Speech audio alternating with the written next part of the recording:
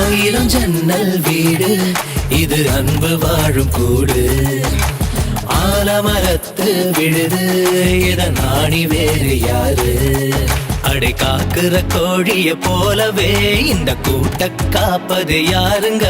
அழகான அம்மன போலவே எங்க அப்பத்தாவ பாருங்க.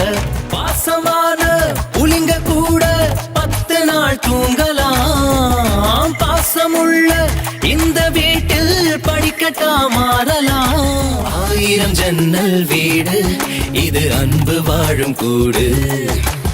ஆலமரத்து விழுது இத நாணி வேறு யாரு?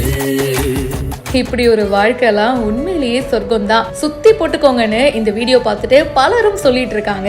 கனிகா ஸ்னேகன் ரீசெண்டா ஒரு வீடியோ ஷேர் பண்ணிருக்காங்க. குடும்பத்தோட சேர்ந்து உட்காந்து எல்லாரும் சாப்பிட்டு ஒருத்தருக்கு ஒருத்தர் மாத்தி மாத்தி ஊட்டி விட்டுக்கிட்டு அடடடடா அந்த ஃபீலே தனிதான் இல்ல.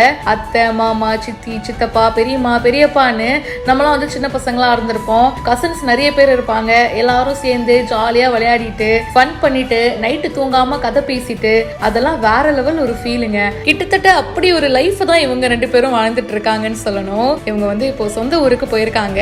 சோ சொந்தங்களோட அப்படியே ஜாலியா சிரிச்சு பேசி மகிழ்ந்திருக்காங்க. எல்லாரும் முன்னா உட்காந்து சாப்பிட்டு கனிகா ஸ்னேகன் தான் பரிமாறுறாங்க எல்லாருக்குமே. அதுக்கப்புறமா ஸ்னேகன் சருக்கு ஊட்டி விடுறாங்க அண்ட் எல்லாருக்கும் ஊட்டி விடுறாங்க.